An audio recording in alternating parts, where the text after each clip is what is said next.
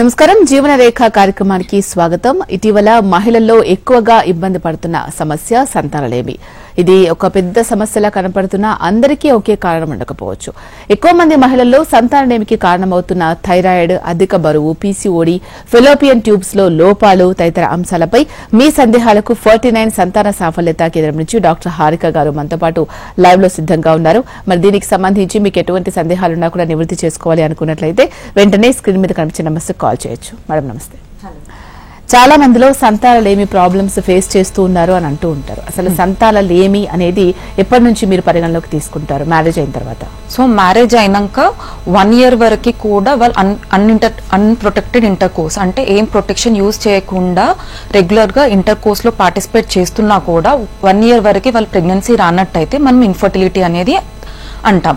So వాళ్ళు 1 year వరకు try చేసి కూడా ప్రెగ్నెన్సీ రాకపోతే తర్వాత వాళ్ళు ఇన్ఫర్టిలిటీ స్పెషలిస్ట్ ని కన్సల్ట్ చేయాల్సి ఉంటుంది. In case advanced age group అంటే 35 years దాటిన తర్వాత వారికి మాత్రం 6 months కోర్స్ 6 months వరకు వాళ్ళు ట్రై చేసి అప్పుడు ప్రెగ్నెన్సీ రాకపోతే మాత్రం వాళ్ళకి ఇన్ఫర్టిలిటీ అనేది మనం చెప్తూ ఉంటాం. జనరల్ గా ఈ మధ్య కాలంలోనే చాలా ఎక్కువ అయింది ఇన్ఫర్టిలిటీ అనేది. అంటే ఒక 10 సంవత్సరాల నుంచి చూసుకుంటే ఆ రేషియో అనేది పెరుగుతూ వస్తుంది. ఎందుకంటారు? రీజన్స్ ఏంటి? సో ఇప్పుడు నార్మల్ గా 2-3 years నుంచి చూస్తే మనకి ఇన్ఫర్టిలిటీ సమస్యలు అనేది ఇంక్రీజ్ అవుతూ ఉన్నాయి. సో బోత్ హస్బెండ్ కి అండ్ వైఫ్ కి అంటే ఫీమేల్ పార్ట్నర్ లో చూసుకున్నట్టయితే అండ్ మెయిల్ పార్ట్నర్ లో చూసుకున్నట్టయితే 2-3 years నుంచి ఇన్ఫర్టిలిటీ ప్రాబ్లమ్స్ అనేటివి చాలా ఎక్కువగా ఉన్నాయి. So one of the most reason వచ్చేసి ఫస్ట్ మెయిన్ గా ఫుడ్ హ్యాబిట్ చేంజెస్, నెక్స్ట్ ఏంటి ఎన్విరాన్మెంటల్ పొల్యూషన్. సో ఈ ఫుడ్ హ్యాబిట్స్ చేంజ్ చేయడం వల్ల కూడా ఏంటి అంటే ఎక్కువగా స్ట్రెస్ తీసుకోవడం వల్ల కూడా యూజువలీ ఈ స్ట్రెస్ వల్ల కానివ్వండి మనం తీసుకునే ఫుడ్ హ్యాబిట్స్ వల్ల కానివ్వండి మెయిన్ గా ఏంటి ఫస్ట్ ఒబిసిటీ ఇంక్రీజ్ అవుతుంది. సో ఈ ఒబిసిటీ వల్ల కూడా మనకి ఎగ్ క్వాలిటీ ఇష్యూ, అలాగే మగవారిలో చూసుకున్నట్టయితే స్పర్మ్ క్వాలిటీ ఇష్యూస్ అనేటివి తగ్గుతూ ఉన్నాయి. అండ్ అలాగే చాలా మంది కూడా రీసెంట్ లో లైక్ వాళ్ళ సోషియో ఎకనామిక్ స్టేటస్ కానివ్వండి వాళ్ళ ప్రొఫెషనల్ వైజ్ కానివ్వండి మ్యారేజెస్ కూడా చాలా డిలే అవుతున్నాయి. యూజువల్లీ ఇంత ముందు లైక్ ఎర్లీ 25 ఏజ్ గ్రూప్లలో మ్యారేజ్ చేసుకునే వాళ్ళు. ఇప్పుడు రీసెంట్ జనరేషన్కి వచ్చేసి అడ్వాన్స్డ్ ఏజ్ అంటే లైక్ 30 క్రాస్ అయినాక మ్యారేజ్ చేసుకోవడం. So delayed marriage is one of the reason. And marriage అయినాక కూడా like postponement. So 1 year, 2 years, 3 years profession wise గా కానివ్వండి ఫినాన్షియల్ పర్పస్ గా కానివ్వండి వాళ్ళు పోస్ట్పోన్మెంట్ ఆఫ్ ప్రెగ్నెన్సీ అనేది వల్ల కూడా మనకి ఇన్ఫర్టిలిటీ సమస్యలు అనేటివి ఏర్పడుతున్నాయి. అండ్ మోస్ట్ కామన్ రీజన్ వచ్చేసి కోవిడ్ పాండమిక్. సో ఈ కోవిడ్ పాండమిక్ తర్వాత కూడా చాలా వరకు ఫిమేల్ పార్ట్నర్కి వస్తే మెన్స్ట్రువల్ డిస్టర్బెన్సెస్ అంటే పీరియడ్స్ వచ్చే సమయంలో కూడా డిస్టర్బెన్సెస్ చాలా చూసాం కామన్ గా. అండ్ అలాగే ఈ కోవిడ్ వ్యాక్సిన్ వల్ల కూడా కొంతమందికి లైక్ అకౌంట్ అనేది కూడా కొంచెం డిప్లీట్ అవ్వడం అనేది కూడా కొంచెం కామన్ గా ఈ రీసెంట్ టైంలో గమనించాం. ఓకే, ఈ ఇన్ఫర్టిలిటీ ప్రాబ్లం తోటి మీ దగ్గరకు వచ్చిన వారికి జనరల్ గా ఏంటి ప్రాబ్లం అని తెలుసుకోవడానికి ఏమేమి టెస్ట్లు మీరు ప్రిఫర్ చేస్తున్నారు? సో బోత్ కపుల్ వచ్చినట్టయితే బోత్ హస్బెండ్ కి అండ్ వైఫ్ కి కొన్ని బేసిక్ టెస్ట్ చేస్తాం. సో వైఫ్ కి నార్మల్ గా పీరియడ్ వచ్చిన డే 2కి ఫస్ట్ మెయిన్ బేసిక్ స్కాన్ చేస్తాం. సో ఈ స్కానింగ్ లో యూట్రస్ ఎలా ఉంది, గర్భసంచి ఎలా ఉంది, ట్యూబ్ ఓవరీస్ ఎలా ఉన్నాయి, ఎగ్ కౌంట్ ఎలా ఉందో చూస్తాం. ఇంకా అదర్ కండిషన్స్ ఏంటి అంటే గర్భసంచిలో ఏమన్నా కంతులు అంటే లైక్ ఫైబ్రాయిడ్స్ ఉన్నాయా, ఏమన్నా ఎండోమెట్రియోసిస్ ఉందా అది కూడా ఎవాల్యుయేట్ చేసుకుంటాం. అలాగే మెయిన్ బ్లడ్ టెస్ట్ వచ్చేసి థైరాయిడ్, ప్రొలాక్టిన్ ఇలాంటివి కూడా కొన్ని బేసిక్ టెస్ట్ చేస్తాం. అండ్ అలాగే ట్యూబ్ టెస్ట్ ఇది యూజువల్లీ పీరియడ్ దాటిన తర్వాత అంటే పీరియడ్ అయిపోయాక around 8th day or 9th day కూడా చేస్తాం. ట్యూబ్స్ ఓపెన్ ఉన్నాయా అనేది చెక్ చేస్తాం. అలాగే హస్బెండ్ విషయానికి వస్తే మెయిన్ బేసిక్ టెస్ట్ వచ్చేసి సెమెన్ అనాలిసిస్. ఈ సెమెన్ అనాలిసిస్ లో కౌంట్ ఎలా ఉంది, అలాగే కదిలే కణాలు సంఖ్య ఎంత ఉందో చూసుకుంటాం.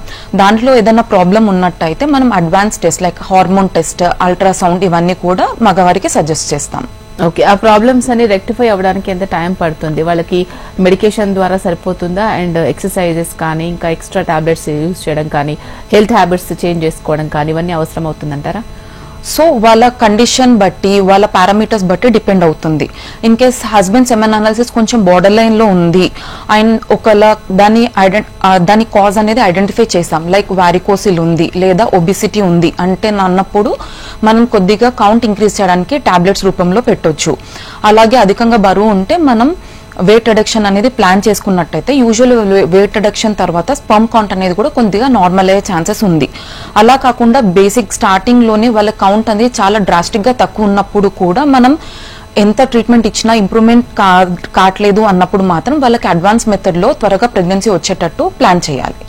కొంతమంది ఫీమేల్స్ లో యూట్రస్ ట్రాక్ వచ్చేసి కొంచెం సన్నగా ఉంటుంది అని చెప్తూ ఉంటారు, అది వాస్తవమేనా? అది రెక్టిఫై చేసుకోవచ్చు ఆ ప్రాబ్లమ్ ని? ఓకే, మీరు చెప్పేది ఏంటి అంటే థిన్ ఎండోమెట్రియం. మనం నార్మల్ గా బేబీని ట్రాన్స్ఫర్ చేసే ముందు ఎండోమెట్రియం లైనింగ్ ని ప్రిపరేషన్ చేస్తాం. సో యూజువల్లీ ఇది ప్రాసెస్ అనేది పీరియడ్ వచ్చిన నెలసరి వచ్చిన 2వ రోజు నుంచి మనం లైనింగ్ చెక్ చేసి వాళ్ళకి లైనింగ్ డెవలప్ అవ్వడానికి కొన్ని టాబ్లెట్స్ ఇస్తాం. మళ్ళీ around 10th day or 11th day మనం లైనింగ్ చెక్ చేస్తాం. నాట్ ఓన్లీ ఐవీఎఫ్ లో, న్యాచురల్ ప్రెగ్నెన్సీలో కానివ్వండి, ఐయూలో ప్రెగ్నెన్సీలో కానివ్వండి, మనం around 10th day or 11th day endometrium ని చెక్ చేస్తాం. యూజువల్లీ అరౌండ్ ఈ పీరియడ్ లో మనకి అబౌవ్ 7 mm ఉంది అంటే అది గుడ్ ఎండోమెట్రియం. అలాగే దానితో పాటు ఎండోమెట్రియం బ్లడ్ సప్లై ఎలా ఉందో అవన్నీ కూడా చూస్తాం. కొద్ది మందికి లైక్ 4 mm ఆర్ 5 mm ఎన్ని ట్రీట్మెంట్స్ ఇచ్చినా కూడా కొంతమందికి తక్కువే ఉంటుంది. సో ఈ కండిషన్స్ లో మనం థిన్ ఎండోమెట్రియం అంటాం. సో దానికి మల్టిపుల్ రీజన్స్ ఉంటాయి. మెయిన్ రీజన్స్ వచ్చేసి ఒకటి ఇన్ఫెక్షన్స్ వల్ల, సెకండ్ రీజన్ వచ్చేసి లోపల ఏమన్నా అతుకులు అంటే అడిషన్స్ ఉండడం వల్ల, అండ్ థర్డ్ రీజన్ వచ్చేసి టీబీ ఇన్ఫెక్షన్స్ ఉండడం వల్ల కూడా. కొంతమందికి యూజువల్లీ మనం ఇన్ఫెక్షన్స్ కి ట్రీట్మెంట్ ఇచ్చేసి తర్వాత లైనింగ్ పెరగడానికి టాబ్లెట్స్ ఇస్తే కొంతమందికి ఇంప్రూవ్ అవుతుంది. అండ్ టీబీ ట్రీట్మెంట్ ఇచ్చిన తర్వాత కూడా మనం లైనింగ్ ప్రిపరేషన్ అనేది స్టార్ట్ చేస్తే కొంతమందికి ఇంప్రూవ్మెంట్ అనేది తెలుస్తుంది. కొంతమందికి లైక్ ఎన్నిసార్లు ట్రీట్మెంట్ ఇచ్చినా కూడా మనకి ఇంప్రూవ్మెంట్ కాని కండిషన్స్ లో మనం హిస్టోస్కోపీ, అసలు రీజన్ ఏంటి అనేది హిస్టోస్కోపీ ద్వారా మనం ఫైండ్ అవుట్ చేస్తాం. ఇన్ కేస్ హిస్టోస్కోపీలో కనుక మనకి ఏమైనా అడిషన్స్ అంటే అతుకులు ఉన్నట్టయితే అతుకుల్ని క్లియర్ చేసి అండ్ గర్భసంచి లైనింగ్ ఇంక్రీజ్ చేయడానికి కూడా మనం పీఆర్పీ అనే ట్రీట్మెంట్ అనేది కూడా యూజ్ చేస్తూ ఉంటాం. ఈ మెడికేషన్ ద్వారా స్పర్మ్ కౌంట్ పెంచడం కానీ, ఎగ్ క్వాలిటీ పెంచడం కానీ ఇలా చేసి నార్మల్ గా ప్రెగ్నెన్సీ అయ్యే ఛాన్సెస్ ఉంటాయా? కామన్ గా కూడా ఉంటుంది. లైక్ ఇప్పుడే మనం డిస్కస్ చేస్తాం, like sperm count border line లో ఉంది లేదా మొటిలిటీ అనేది కొద్దిగా తక్కువ ఉంది అన్నప్పుడు వాళ్ళకి ఏదైనా ప్రాబ్లం అనేది డిటెక్ట్ అయింది. లైక్ సపోజ్ వాళ్ళకి థైరాయిడ్ ఇష్యూ ఉన్నా, లేకపోతే అధికంగా బరువు ఉన్నా, వాళ్ళ ఫుడ్ హ్యాబిట్స్ లో కొన్ని చేంజెస్ చేసి వాళ్ళు వెయిట్ రిడక్షన్ అయ్యి థైరాయిడ్ కరెక్ట్ చేసుకుని, లేదా ఏదైనా వారికోసిల్ డిటెక్ట్ అయ్యి వారికోసిల్ సర్జరీ చేసిన తర్వాత కూడా అండ్ మనం పెట్టే మెడికేషన్స్ ద్వారా, ఇంజెక్షన్స్ ద్వారా కూడా స్పర్మ్ కౌంట్ అనేది కొద్దిగా ఇంక్రీజ్ అయినా కూడా మనకి న్యాచురల్ ప్రెగ్నెన్సీ ఛాన్సెస్ అనేది ఆటోమేటిక్ గా ఇంక్రీజ్ అవుతూ ఉంటుంది. అలాగే ఫీమేల్ విషయానికి వస్తే కూడా కౌంట్ అంటే కొంతమందిలో ఎగ్ డెవలప్మెంట్ అనేది ప్రాపర్ గా ఉండదు. సో అలాంటి వాళ్ళకి మనం ఎగ్ డెవలప్మెంట్ కి ట్రీట్మెంట్ ఇచ్చి అండ్ ట్యూబ్స్ క్లియర్ గా ఉన్నాయా లేదా చెక్ చేసుకుని, థైరాయిడ్ అలాంటి సమస్యలు ఏమైనా ఉంటే క్లియర్ చేసుకుని, వెయిట్ కూడా నార్మల్ గా వచ్చాక ప్రెగ్నెన్సీ అనేది ప్లాన్ చేసుకుంటే న్యాచురల్ ప్రెగ్నెన్సీ ఛాన్సెస్ కూడా అడిక్వేట్ గా ఉంటాయి. ఓకే, ఈ ఆల్రెడీ సంతానలేమి ప్రాబ్లం తోటే మీ దగ్గరకు వస్తారు 1 year తర్వాత, అప్పటి నుంచి మనం మెడికేషన్ అంటే ఐయుఐ, ఐవీఎఫ్ దీనికంటే ముందు కూడా నార్మల్ మెడిసిన్ తోనే మనం ట్రై చేద్దామండి అని చాలా మంది పేషెంట్స్ అడుగుతూ ఉంటారు కదా, ఎన్ని ఇయర్స్ వరకు అలా ట్రై చేయొచ్చు అంటారు? సో ఎన్ని ఇయర్స్ అని పర్టికులర్ గా ఉండదు. వాళ్ళ ఫస్ట్ ఇన్ఫర్టైల్ కపుల్ రాగానే ఫస్ట్ వాళ్ళ ఏజ్ ఇంపార్టెంట్. సో వాళ్ళ ఏజ్ గ్రూప్ ఏంటో చూస్తాం అండ్ వాళ్ళ duration of married life. So వాళ్ళ మ్యారేజ్ అయ్యి కూడా ఎన్ని ఇయర్స్, లైక్ 2 years 3 years లేదంటే 7 years దాటిందా అనేది కూడా చూస్తాం.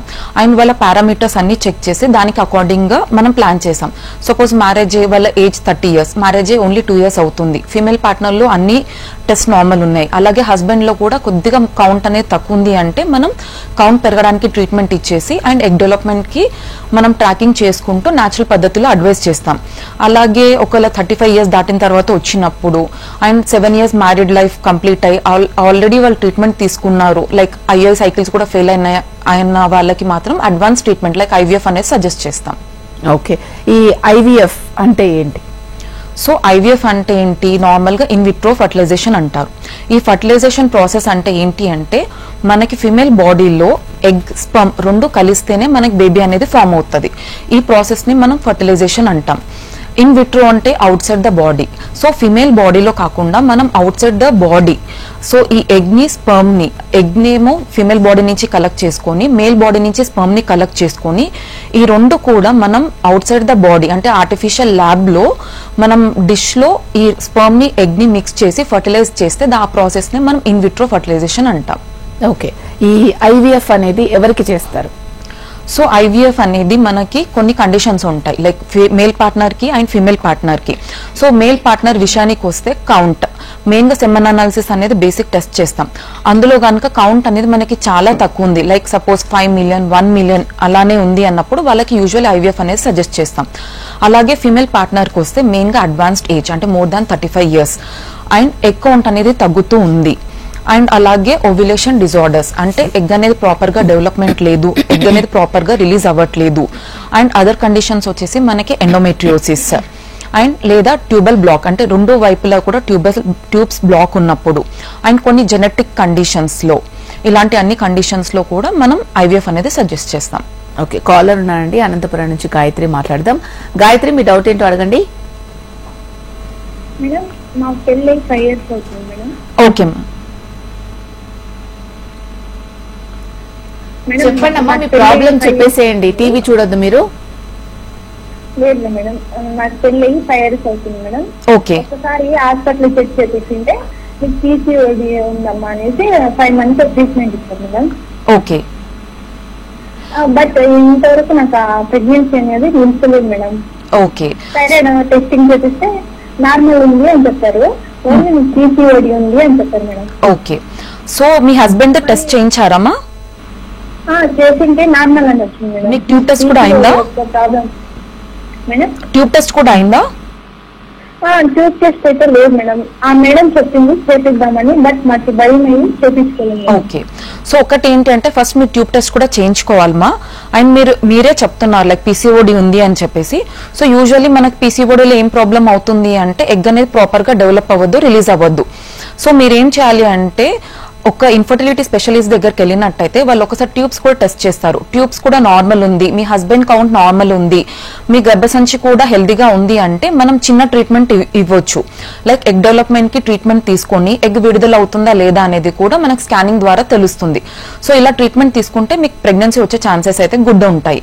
అలా కాదు ఇంకేదైనా ట్యూబ్ ప్రాబ్లం అదేమైనా ప్రాబ్లం ఉంది అంటే దాన్ని బట్టి ట్రీట్మెంట్ అనేది సజెస్ట్ చేస్తాం.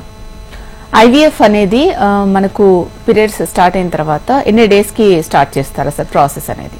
సో యూజువల్లీ ఐవీఎఫ్ ప్రాసెస్ అనేది మనకి నెలసరి వచ్చినాక 2వ రోజు లేదా 3వ రోజు నుంచి స్టార్ట్ చేస్తాం. సో 2వ రోజు కనుక వచ్చినట్టయితే మనం బేసిక్ స్కాన్ చేస్తాం. స్కానింగ్ లో ఎగ్స్ నంబర్ ఎలా ఉన్నాయి, రైట్ సైడ్ లెఫ్ట్ సైడ్ చూసుకుంటాం. అండ్ ఎగ్ సైజెస్ కూడా ఎలా ఉన్నాయో చూసుకుంటాం. సో సెకండ్ డే నుంచి మనకి డైలీ ఒక అరౌండ్ 10 days వరకు డైలీ ఇంజెక్షన్స్ ఇస్తూ ఉంటాం. అండ్ మధ్యలో స్కానింగ్ చేస్తూ ఉంటాం. ఎగ్ అనేది మనం ఇచ్చే ఇంజెక్షన్స్ కి రెస్పాండ్ అవుతుందా లేదా చూసుకుంటాం. అండ్ అలాగే అవసరం ఉన్న హార్మోన్స్ కూడా సజెస్ట్ చేస్తాం. 10 days తర్వాత అన్ని ఎగ్స్ అప్రోప్రియేట్ సైజ్ వచ్చింది అంటే మనం ట్రిగ్గర్ ఇంజెక్షన్ ఇచ్చేసి తర్వాత మనం పికప్ చేస్తాం. ఈ పికప్ అనేది కూడా చిన్నగా మత్తు మంది ఇచ్చేసి మనం వెజనల్ స్కాన్ ద్వారా మనం ఎగ్స్ అన్నిటిని కలెక్ట్ చేస్తాం. సో ఆ రోజే హస్బెండ్ కూడా సెమెన్ అనాలిసిస్ ఇస్తారు.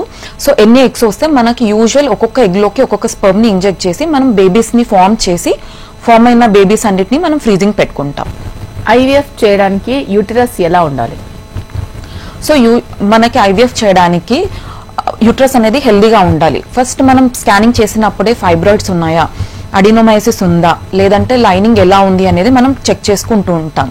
సో యూజువల్లీ కొంతమందికి ఫైబ్రాయిడ్స్ ఉంటాయి. ఫైబ్రాయిడ్స్ కూడా మనకి బేబీ పెట్టే చోట అంటే ఇండెంట్ చేయకపోతే అలా ప్రాబ్లం ఏమీ లేదు, అడినోమైసిస్ ఉందా లేదా చూసుకుంటాం. కొంతమందికి అడినోమైసిస్ ఉన్న వాళ్ళకి కూడా లైనింగ్ అనేది ప్రాపర్ గా రాదు.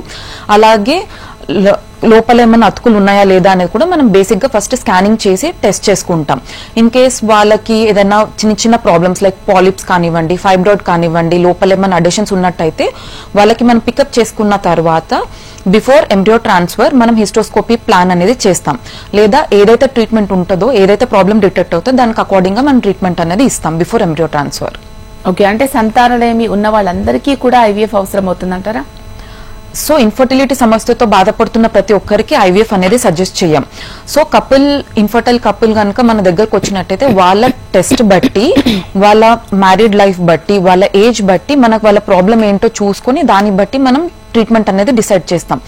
ఫీమేల్ పార్ట్నర్, మేల్ పార్ట్నర్ లో మనకి టెస్ట్ అన్ని నార్మల్ వచ్చాయి, ఏజ్ కూడా చిన్నగానే ఉంది, అండ్ మ్యారేజ్ అయి కూడా 2 years లోపే ఉంది అంటే మనం చిన్న పద్ధతి అంటే న్యాచురల్ పద్ధతిలో ట్రీట్మెంట్ అనేది ఇస్తాం. లేదా అడ్వాన్స్డ్ ఏజ్ గ్రూప్ ఉన్న వాళ్ళు, లేదా కొంచెం ట్యూబల్ బ్లాక్స్, 2 వైపులా ట్యూబల్ ప్రాబ్లం ఉంది, లేదా కౌంట్ తక్కువ ఉంది, అలాంటి వాళ్ళకి మాత్రం మనం అడ్వాన్స్ పద్ధతి అనేది సజెస్ట్ చేస్తాం. ఐవీఎఫ్ చేస్తే ఖచ్చితంగా ప్రెగ్నెన్సీ అనేది కన్ఫర్మ్ అవుతుందంటారా? మనకి ఐవీఎఫ్ సక్సెస్ రేట్స్ వచ్చేసి అరౌండ్ 60 to 70%. అంటే మనం 100 members లో ఐవీఎఫ్ ప్రాసెస్ అనేది స్టార్ట్ చేస్తే అందులో 60 members లేదా 70 members వరకు కూడా ప్రెగ్నెన్సీ అనేది పాజిటివ్ వస్తుంది. ఓకే, ఈ ఐవీఎఫ్ అంటే సైకిల్స్ ఉంటాయి కదా, కొన్నిసార్లు ఫెయిల్ అవుతుంది, ఏంటి రీజన్ దానికి? సో మనకి ఇప్పుడు డిస్కస్ చేసాం like success rates of IVF వచ్చేసి 60 to 70%. ఈ 30 to 40% కూడా ఎందుకు మనం నెగిటివ్ ఉండే ఛాన్సెస్ ఉండొచ్చు అంటే బికాస్ మనకి ఎగ్ బయటికి తీసినాక ఎగ్ క్వాలిటీ అనేది తెలుస్తుంది అండ్ స్పర్మ్ కూడా బయటికి తీసినాక ఎగ్ స్పర్మ్ క్వాలిటీ ఎలా ఉందో తెలుస్తుంది. మనం ఎగ్ ని స్పర్మ్ ని కలిపితే మనకు బేబీ అనేది ఫామ్ అవుతుంది. మన బేబీని కూడా లైక్ గ్రేడింగ్ చేస్తాం. సో బేబీ కూడా చూడడానికి ఎలా ఉందో మనకి చూస్తాం. బట్ బేబీకి జెనెటిక్ పొటెన్షియల్ ఉందా, ఇంప్లాంట్ అవ్వడానికి జెనెటిక్ కెపాసిటీ ఉందా లేదా తెలియదు. అండ్ అలాగే మనం ఎంబ్రియో ట్రాన్స్ఫర్ అనేది ఎండోమెట్రియం లైనింగ్ ప్రాపర్ గా ఉన్నప్పుడు, బ్లడ్ సప్లై అంతా ప్రాపర్ గా ఉన్నప్పుడే మనం ఎంబ్రియో ట్రాన్స్ఫర్ అనేది కూడా ప్లాన్ చేస్తాం. బట్ స్టిల్ మనకి ఎండోమెట్రియం కి బేబీని పట్టుకునే కెపాసిటీ ఉందా లేదా కూడా తెలియదు. So genetic capacity of baby and అలాగే మనకి endometrium acceptance towards the baby అనేది తెలియదు కాబట్టి మనకు సక్సెస్ రేట్ వచ్చేసి అరౌండ్ 60 to 70%. ఏ ఏజ్ ఉన్న వాళ్ళు IVF చేస్తే అది ఈజీగా అంటే త్వరగా ప్రెగ్నెన్సీ కన్ఫర్మ్ అవ్వడానికి ఈజీగా ఉంటుందంటారు? Okay, so usually engage wife కి కానివ్వండి హస్బెండ్ కి కానివ్వండి. సో వైఫ్ విషయానికి వస్తే usually around before 35 years, below 35 years కనుక మనం IVF చేస్తే మనకు సక్సెస్ రేట్ అనేది ఎక్కువగా ఉంటుంది. ఎందుకంటే బిలో 35 years ఉన్న వాళ్ళకి యూజువల్లీ మనకి ఎగ్ కౌంట్ అనేది బాగుంటుంది, అలాగే ఎగ్ క్వాలిటీ అనేది కూడా బాగుంటుంది. అండ్ అలాగే ఏజ్ ఇంక్రీజ్ అయిన కొద్దీ మనకి ఎగ్ నెంబర్ తో పాటు ఎగ్ క్వాలిటీ కూడా తగ్గుతుంది అండ్ కొన్ని జెనెటిక్ సమస్యలు అనేది కూడా ఏర్పడుతుంది. అండ్ అలాగే హస్బెండ్ విషయానికి వస్తే కూడా లైక్ బిలో 40 years ఉన్న వాళ్ళకి మనకి స్పర్మ్ క్వాలిటీ కూడా బెటర్ గా ఉంటుంది. అండ్ అడ్వాన్స్డ్ పెటర్నల్ ఏజ్ అంటే మేల్ ఫ్యాక్టర్ లో కూడా ఏజ్ ఇంక్రీజ్ అయిన కొద్దీ స్పర్మ్ క్వాలిటీలో కూడా కొన్ని ఇష్యూస్ వస్తాయి. అలాగే DFA ఫ్యాక్టర్ అనేది కూడా కొద్దిగా ఇంక్రీజ్ అవ్వడం వల్ల కూడా మనకు సక్సెస్ రేట్స్ ఆఫ్ IVF అనేది అడ్వాన్స్డ్ ఏజ్ గ్రూప్ లో యూజువల్లీ మనకు తగ్గుతూ ఉంటుంది. IVF చేయించుకున్న తర్వాత కూడా కొంతమందికి మిస్క్యారేజ్ అవ్వడం, లేకపోతే కొంతమంది బేబీస్ కి 7 months తర్వాత తీసేయడం ఇలా జరుగుతూ ఉంటుంది. ఆ పర్టికులర్ కేసెస్ లో అసలు ఏమవుతుంది? సో యూజువల్లీ ఏంటి అంటే మనకి జెనెటిక్ పొటెన్షియల్ ఉన్న బేబీస్ మాత్రమే ఇంప్లాంట్ అవుతాయి, అవి మాత్రమే ప్రెగ్నెన్సీ పాజిటివ్ వస్తాయి. ఒక్కొక్కసారి మనకి అన్ప్లాయిడ్ ఎంబ్రియోస్ అంటే జెనెటిక్ పరంగా అన్హెల్దీ బేబీస్ కూడా 99% ఇంప్లాంట్ అవ్వవు. ఒకవేళ ఇన్ కేస్ ఇంప్లాంట్ అయినప్పటికీ కూడా అవి ముందుకెళ్లే కెపాసిటీ ఉండదు కాబట్టి మనకి లైక్ హార్ట్ బీట్ రాకపోవడం లేదా హార్ట్ బీట్ వచ్చి ఆగిపోవడం ఇలాంటివన్నీ అబార్షన్స్ రూపంలో మనకు బయటపడుతూ ఉంటుంది. కొన్ని కండిషన్స్ లో ఏంటి క్యారీ ఫార్వర్డ్ అయిపోయి like around like 3rd month లో కానివ్వండి లేదా 5th month లో కానివ్వండి అలా మనకి జెనెటిక్ లోపాలు అనేటివి డిటెక్ట్ అవుతాయి. కొన్ని కండిషన్స్ లో డెలివరీ తర్వాతనే మనకి ప్రాబ్లం అనేది డిటెక్ట్ అవుతుంది. అండ్ మెయిన్ జెనెటిక్ రీజన్స్ వచ్చేసి మనకి అబార్షన్స్ కి రీజన్ జెనెటిక్ కండిషన్స్. అండ్ కొంతమందికి లైక్ బేబీ చుట్టూ కలెక్షన్ అంటే హార్మోనల్ డెఫిషియన్సీ వల్ల లేదా అన్కంట్రోల్ థైరాయిడ్ వల్ల, అన్కంట్రోల్ షుగర్స్ వల్ల ఇలా అన్ని కండిషన్స్ లో కూడా మనకి అబార్షన్ ఛాన్సెస్ అనేటివి ఇంక్రీజ్ అవుతూ ఉంటాయి. ఓకే, నెక్స్ట్ సంపూర్ణ ఉన్నారు, నెల్లూరు నుంచి మాట్లాడదాం. సంపూర్ణ గారు మీ డౌట్ ఏంటో అడగండి డాక్టర్ గారిని. హలో, టీవీ చూడొద్దు దయచేసి, ఫోన్ లో మీ డౌట్ క్లియర్ గా చెప్పేసేయండి. అమ్మ మీరు టీవీ చూస్తుంటే కాల్ కట్ అయిపోతుంది.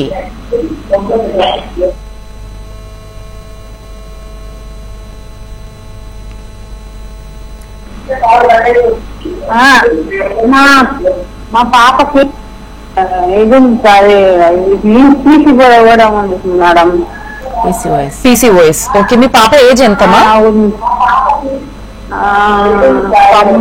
94 జనవరిలో 30 ఉంటుంది అనుకుంటా. ఓకే, పెళ్లి అయిందా మీ పాపకి? అది హైదరాబాద్ లో ఉంటుంది. పెళ్ళి 5 సంవత్సరాలు అవుతుంది. పెళ్లి ఎన్ని సంవత్సరాలమా? 5 సంవత్సరాలు అవుతుంది. పిల్లలు ఉన్నారా? లేరు, పిల్లలు లేరు. ఓకే, ఇప్పుడు పిల్లలు దానికోసమేనా మీ డౌట్? పిల్లల గురించి. ఓకే, ఇప్పుడు మ్యారేజ్ అయ్యి కూడా అంటే పెళ్ళయి కూడా మీకు 6 సంవత్సరాలు అవుతుంది మీ పాపకి, అయినా కూడా ప్రెగ్నెన్సీ రాలేదు, నీటి బుడగల ప్రాబ్లం ఉంది అంటున్నారు. సో కంపల్సరీ ఒకసారి ఇన్ఫర్టిలిటీ స్పెషలిస్ట్ దగ్గర కలవాలమా.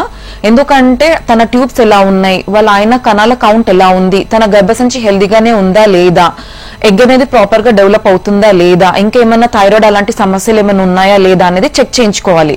సో దాన్ని బట్టి మనం ట్రీట్మెంట్ అనేది సజెస్ట్ చేస్తాం. ఈ IVF అనేది ఎగ్ కౌంట్ ఎక్కువగా ఉన్నప్పుడు చేస్తారా? 1-2 కౌంట్ ఉన్నా కూడా IVF చేయొచ్చా? అలా చేస్తే కూడా సక్సెస్ రేట్ బాగుంటుందంటారా? సో మన IVF సక్సెస్ రేట్ అనేది కండిషన్స్ బట్టి ఉంటుంది. లైక్ సపోజ్ కౌంట్ బాగుండి ఎగ్ కౌంట్ అంతా బాగున్నప్పుడు మనం యూజువల్లీ 60 to 70% చెప్తాం. బట్ కొంతమంది పీపుల్ కి లైక్ ఆడవారి విషయానికి వస్తే ఎగ్ కౌంట్ అనేది కొంతమందికి యంగ్ ఏజ్ లో కూడా మనకి తక్కువ ఉంటుంది. లైక్ అరౌండ్ 30-32 years ఉన్నా కూడా వాళ్ళకి ఎగ్ కౌంట్ అనేది లైక్ 2 or 3 అట్లానే ఉంటుంది. యూజువలీ మనం ఈ ఎగ్ కౌంట్ అనేది అడ్వాన్స్డ్ ఏజ్ గ్రూప్ అంటే 35 దాటిన తర్వాత మనం ఎగ్ కౌంట్ అనేది డ్రాప్ అవ్వడం చూస్తాం. కానీ యంగ్ ఏజ్ లో తక్కువ ఎగ్స్ ఉన్నప్పటికీ కూడా మనం ఐవీఎఫ్ అనేది చేసినప్పుడు సక్సెస్ రేట్ అనేది అరౌండ్ 40 to 50% చెప్తాం, బికాస్ ఎగ్ క్వాలిటీ అనేది గుడ్ ఉంటుంది. బట్ అడ్వాన్స్డ్ ఏజ్ గ్రూప్స్ లో సేమ్ ఎగ్ కౌంట్ ఉన్నప్పుడు మనకి ఎగ్ క్వాలిటీ తక్కువ ఉండడం వల్ల మనకి అడ్వాన్స్డ్ ఏజ్ గ్రూప్స్ లో మనకి సక్సెస్ రేట్ అనేది తక్కువగా ఉంటుంది. సో ఎగ్ నంబర్ బట్టి వాళ్ళకి బేసిక్ గా ఎగ్ నంబర్ అనేది జెనెటిక్ పరంగా తక్కువ ఉందా లేకపోతే ఏమేజ్ అనేది ఎంత ఉందో చెక్ చేసుకుని దాన్ని బట్టి మనం ఐవీఎఫ్ అనేది ప్లాన్ చేసుకుంటాం. సపోజ్ 2 eggs ఉన్నా కూడా మనం ఐవీఎఫ్ అనేది చేసుకోవచ్చు. ఒకవేళ ఐవీఎఫ్ చేయించుకున్నారు, వాళ్ళకి మిస్క్యారేజ్ అయింది, మళ్ళీ చేయించుకున్నారు, మళ్ళీ ప్రాబ్లం వచ్చింది, అట్లా ఎన్నిసార్లు ట్రై చేయొచ్చు అంటారు? సో ఐవీఎఫ్ ఒకవేళ మనకు మిస్క్యారేజెస్ అన్నటివి 2 or 3 times కనుక అయినట్టయితే ఫస్ట్ వాళ్ళకి జెనెటిక్ ఎవాల్యుయేషన్ అనేది అవసరం. సో అబార్షన్స్ కి రీజన్ ఏంటో ఫస్ట్ తెలుసుకోవాలి. కొంతమందికి ఏంటంటే ఫస్ట్ మనం మేల్ గా జెనెటిక్ ఎవాల్యుయేషన్ అంటే హస్బెండ్ కి వైఫ్ కి ఇద్దరికి క్యారోటైపింగ్ అనేది సజెస్ట్ చేస్తాం. సో ఈ క్యారోటైపింగ్ లో మనకేం తెలుస్తుంది, జన్యు పరంగా ఏమైనా ప్రాబ్లం ఉందా లేదా హస్బెండ్ కి కానివ్వండి వైఫ్ కి కానివ్వండి. దాంతో పాటు అలాగే కొన్ని బ్లడ్ టెస్ట్ చేపిస్తాం, అప్లాస్ అని అంటారనమాట. సో దీనిలో ఏం తెలుస్తుంది అంటే మనకి ఫీమేల్ బాడీలో ఏమన్నా బ్లడ్ కోయాగులేషన్ డిజార్డర్స్ అంటే బ్లడ్ క్లాట్స్ అనేది టెండెన్సీ అనేది ఎక్కువగా ఉందా లేదా చూస్తాం. సో ఇలాంటి కండిషన్ లో కూడా మనకి ప్రెగ్నెన్సీ అనేది కొంతమందికి రాదు, వచ్చినప్పటికీ కూడా కొంతమందికి ఆ బ్లడ్ సప్లై తక్కువ ఉండడం వల్ల రికరెంట్ అబార్షన్స్ అనేటివి అవుతుంటాయి. ఇంకొన్ని కండిషన్స్ లో అన్కంట్రోల్ థైరాయిడ్ వల్ల లేదా అధికంగా బరువు ఉండడం వల్ల లేదా అన్కంట్రోల్ షుగర్ లెవెల్స్ ఇవన్నిటి వల్ల కూడా మనకి అబార్షన్స్ అనేటివి ఏర్పడుతూ ఉంటాయి. సో వాళ్ళకి నెక్స్ట్ ఫర్దర్ ప్రెగ్నెన్సీ ప్లాన్ చేసే ముందు కాజెస్ ఆఫ్ అబార్షన్ ఏంటో తెలుసుకొని దాన్ని కరెక్ట్ చేసిన తర్వాత నెక్స్ట్ స్టెప్ అనేది మనం ప్లాన్ చేసుకోవాలి. ఓకే, ఐవీఎఫ్ లో వాళ్ళకి ఒకవేళ సక్సెస్ అవ్వలేదు, నెక్స్ట్ ప్రొసీజర్ ఏముంటుంది? సో ఐవీఎఫ్ లో వాళ్ళకి సక్సెస్ అవ్వలేదు, సో అసలు సక్సెస్ అవ్వకపోవడానికి రీజన్స్ ఏంటో ఫస్ట్ తెలుసుకోవాలి. కొన్ని కండిషన్స్ లో మనకు తెలుస్తుంది, లైక్ అడ్వాన్స్డ్ ఏజ్ అంటే 40 years వచ్చిన వాళ్ళు ఉన్నారు, వాళ్ళ ఓన్ జెనెటిక్ మెటీరియల్ కావాలనుకుంటారు, వాళ్ళకి యూజువల్లీ మనం ఐవీఎఫ్ అనేది సజెస్ట్ చేస్తాం. ఎగ్ కౌంట్ అనేది తక్కువ ఉంది, లేదా హస్బెండ్ స్పర్మ్ లో కూడా మనకి మొటిలిటీ ఇష్యూ లేదంటే ఏదైనా ప్రాబ్లం ఉంది అని డిటెక్ట్ అయినప్పుడు మనకు ఐవీఎఫ్ అనేది ఫెయిల్ అయింది.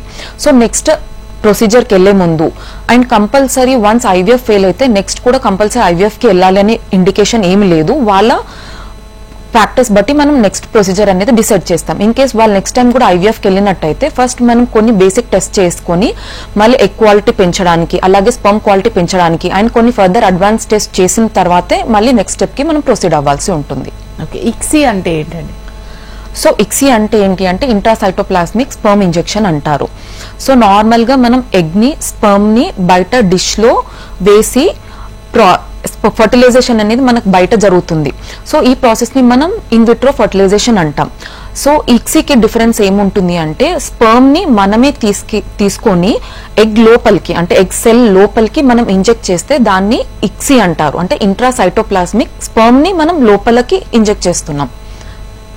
సో యూజువల్లీ ఇది ఎవరెవరికి యూస్ఫుల్ అవుతుందంటే స్పర్మ్ మొటిలిటీ అనేది 0 ఉన్నప్పుడు, అలాంటి అప్పుడు మనం స్పర్మ్ ని తీసుకెళ్లి డైరెక్ట్ ఓసైట్ లోపలికి వేస్తాం.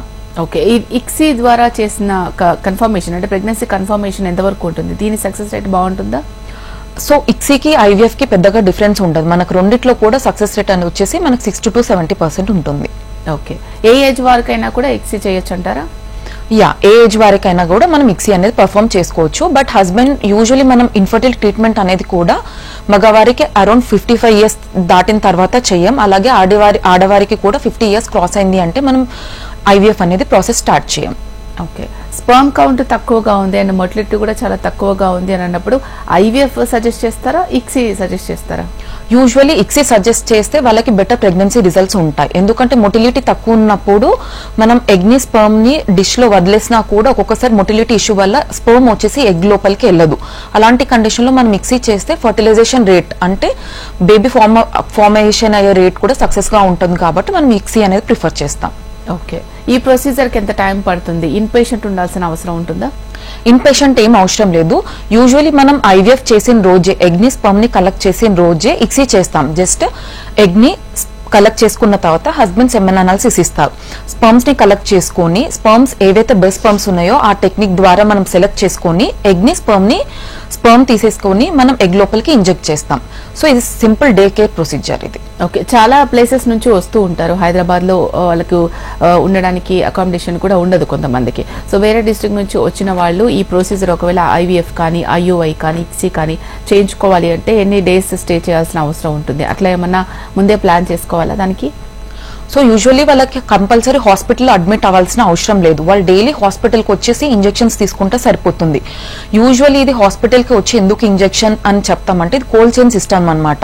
మనకు కొంచెం టెంపరేచర్ మెయింటెనెన్స్ తగ్గిపోయినా ఏదైనా ఆల్టర్ అయినా కూడా మనకి IVF అనేది కంప్లీట్ గా డిస్ట్రాయ్ అవుతుంది. సో అందుకే యూజువల్లీ మనం IVF ఇంజెక్షన్స్ ఏవైతే ఉంటాయో అవి మాత్రం కంపల్సరీ హాస్పిటల్కి వచ్చే తీసుకోమంటాం. కొంతమంది దూరం నుంచి వచ్చిన వాళ్ళు ఉంటారు, రిలేటివ్స్ దగ్గర కానీ ఉండొచ్చు, లేదంటే చాలా మంది మన దగ్గరకు వచ్చే హాస్పిటల్లో విజిట్ చేసిన వాళ్ళు ఏంటంటే నియర్ బై హాస్పిటల్స్ లో కూడా చూసుకొని అక్కడి నుంచి డైలీ వచ్చి ఇంజెక్షన్స్ అనేటివి తీసుకుంటుంటారు కామన్ గా. ఓకే మేడం, ఇన్ఫర్టిలిటీ సంతానలేమికి సంబంధించి 49 సంతాన సాఫల్యత కేంద్రంలో ఎటువంటి ట్రీట్మెంట్ అందిస్తున్నారు? IVF, IUI అలాగే ICSIకి సంబంధించి ఎంతో ఇన్ఫర్మేషన్ ఇచ్చారు. Thank you so much. Thank you. ఇది వాటి జీవనరేఖ. చూస్తూనే ఉండండి HM TV. నమస్తే.